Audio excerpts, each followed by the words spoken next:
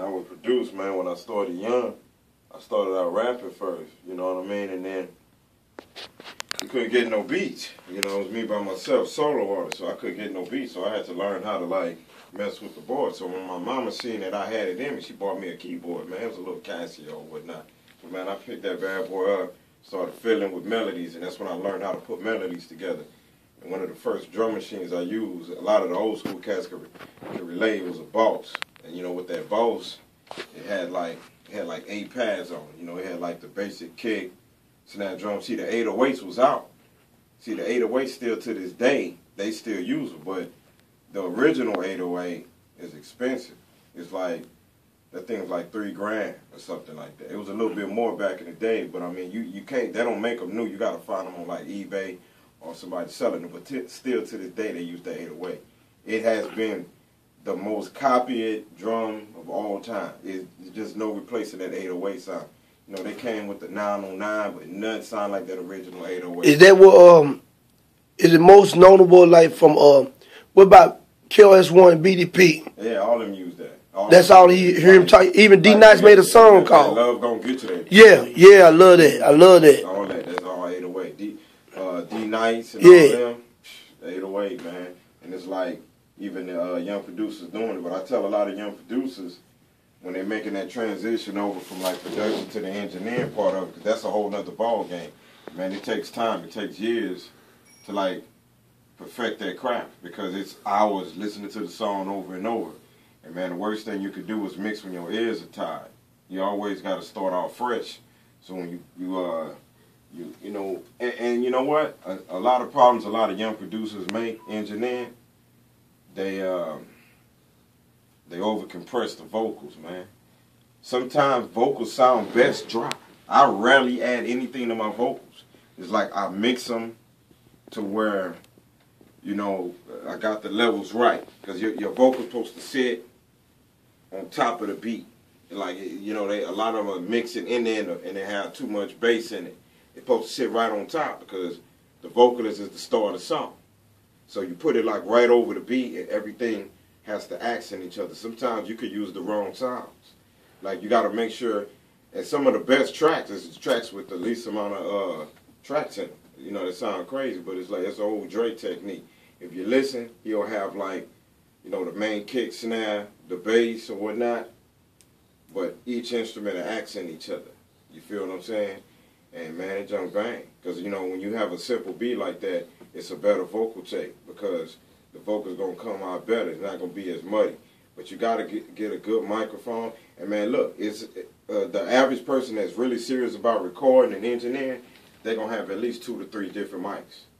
At least, you know, like, you got some good high-end mics like the AKG 414. That's a real good one. You know, it's real good on female vocalists, too. Real good on it.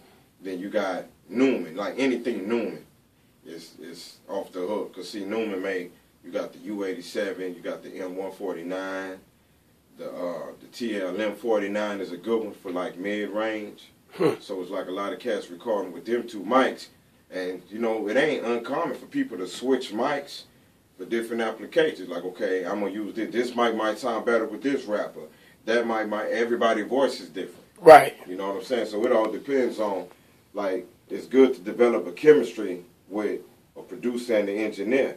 So y'all can kind of be, like, on the same page as far as, like, you know, how they shape your sound when recording. Because a lot of guys, you know, there's a difference between beat makers and producers. It's not a knock to the beat makers, because some people are what they are. And they got some people that are very good beat makers. They just make beats. But producing is not just making the beat. It's actually coaching that artist you work with. You know, and even you have a relationship with the engineer in there, and it's like, okay, I'm shaping this guy's sound. It's taking an artist who you work with, whether it's a female singer, male singer, rapper, etc., and getting them in the lab and working with them and shaping their sound. And every time they go, y'all got that chemistry up in there. And it's like, okay, man, do your vocals like this and say that, and I'm going to piece that. That's called producing. And, man, when you got that, that's a beautiful thing. Oh, man. You know? Man, appreciate that. You got anything else you want to share with, well, can I ask you this? What would you say to most local rappers, not putting them down, but what would you say the way to get to the industry? Is there such thing as a distribution deal out there? Yeah, I mean, they used to have them back in the 90s before the game got like super saturated. I mean, you can still get distribution. It's not that hard, but you just have to have a plan. You got to have a budget together, man. It's not as expensive as those may think, but you got to think big. You can't think local. You can't think trying to please 6 people on your block. You got to venture out to the bigger city because being in the smaller towns, you got the crab in the bucket mentality. Niggas just don't use their minds. You know what I mean? They think a certain way. That's just how it is. That's natural. It ain't just here. It's everywhere, man. Everywhere they think like that. That's a natural hater mentality. But distribution, if you serious about the game, you're gonna study it. You're gonna know. You're gonna eat it, sleep it every day. You know what I'm saying? When you get up, you're doing something towards your career every day. But the way it actually works, man, is like you gotta save your money, get your budget together. So when you do walk in at one of those offices, you say, "This is my plan." You come there, and you show them a plan and what budget you got, man. They gonna pick your joint up. But you got CD Baby, you got all kind of digital site, man. They like the game wide open as far as getting distribution. And physical, you don't have to press up as many records because there's different avenues to make change. You feel what I'm saying? I mean, CDs are still the consumer's main source of purchasing the album over, the MP3. But a lot of people I know, they're buying the digital copy of the album. It might be $6.99, $7.99 for the whole album digitally on their iPhone or smartphone, and they having it there, plugging it through the auxiliary jacks. Yeah. You know what I'm saying? Yeah. And some buying the CD.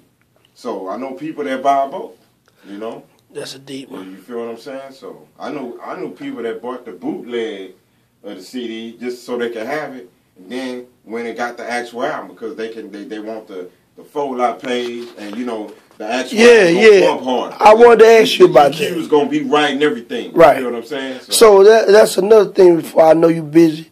I wanted to ask you something too, Mr. Player D. On the part of visual, like Best Buys and stuff, what do you see the future of CDs? Do you still see the CDs to be in the store, or you just get on your phone and just start purchasing stuff? Will that still be I think the way it's going, visual touching of a CD? It's like when the 8-track went out, the cassette. People thought cassettes, including myself, was going to last forever. And CDs came and weeded it out. Something's going to go out and knock CDs out the box. I'm thinking, my opinion, the fold-out booklets, as far as like with the album cover picture, that's going to always be around because people want that visual. But I'm thinking album's going to probably be on little SD cards or something. Man, that's real. What's going to happen is that when cats produce their records, they're going to like put them on a little SD card and save it and, send the files electronically through the email to the guy that's mastering the album when they make it Red Book certified. Which what Red Book certified means is that they take the files and they compress them to when they send it to the pressing plant, they can just upload everything and then you send them the artwork. I'm thinking that's how it's gonna go. And once that happens, the CD, the album's actually gonna be small in the little booklet that fold out, and it's gonna be an SD card. They can pop it in their phone, pop it in the car. That's how it's gonna happen. I'm telling you. Man, that's amazing. I think that's how it's gonna watch in the next couple of years. I'd say probably in the next 5 to 8 years or something. One more thing, one more thing, player. People want to know, man, how long have you been in the game, and what do you see the future for Southern rappers around Southeast Texas in your area? Southeast Texas area? Yeah, your community, up in this area. That not just from this area. Correct. I'll say as a whole. Well, if you look at in the mid-90s when the game was like super segregated, you had everybody from different coasts that was doing their thing. So the game had a this is pros and cons, and I'm gonna tell you the pros of it. And music is like there is no like East West. It's like everybody using one sound now. It's kind of crazy, The cons of it is like everybody using one sound. They copying, off each other or what have you. I see that a lot. Back in the Gap, when Death Row and Bad Boy, before all that old beef shit got in the way, cats had like New York had their sound. Right. And you had the West Coast, and then what we was doing in the dirty, it was divided, but everybody it was competitive. So people were making good records. Yeah. You know what I'm saying? And now it's like artists that got lazy and gay with it. You know, I mean, they wearing skinny jeans and you know, being prima donna with it, man. It wasn't even like that in the Gap, man. Back in the days, if you couldn't rap and nobody liked your record, man, you got dissed. Like, straight up, you couldn't get nowhere. It was none of that. And it was all about how good your material was. Now, and, you know, cats is like all pretty, you know. You know what I'm saying? Little prima donnas, man. I can't get with a lot of that crap, man. You know, I'm just being true with it. The game back then was a lot different.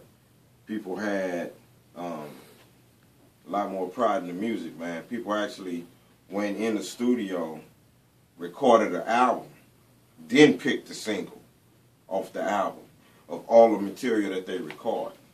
Now, people they just worried about the big hit. So they'll get, you know, a song that'll catch on radio, but the album is garbage. Right. And that's why fans is pissed. Niggas want to know why the fans is mad and why the CD sales drop. Because of y'all. Because of y'all. The damn labels. They allowing these niggas to go in the studio and shit that's not really true musicians. And they making these garbage pail kid ass beats. And that shit ain't hitting on nothing. And it's like, shit ain't, I mean, some Tinkerbell, Mattel Toys sounding shit. Tonka truck hitting shit, and it ain't hitting on nothing. It sound like that's kind of upsetting you. Well, that's disrespecting the game. I respect the game, and it's not just in hip hop; it's in R&B. When's the last time we heard a damn ballad? Where the soul at? Nobody ain't got soul. Everybody rapping on techno shit. I ain't dissing techno. I'm saying, damn, you feel me? Everything is different. What the hell happened to artists like True? Where they at? You know what I mean? What happened to the soul? What's his name? That went on with you, dude. It was Tony Terry. What happened to that? Damn, that's deep. I go home with a girl. I'm not finna put on, make them say, I'm putting on some Tony Terry, nigga. You feel what I'm saying? I feel you. I ain't gonna relax with no chick and put on no Daisy Dukes on. You feel me? Yeah. Where the soul in here in R&B at? It's gone, dog. That's all I'm saying. Just saying. That's it.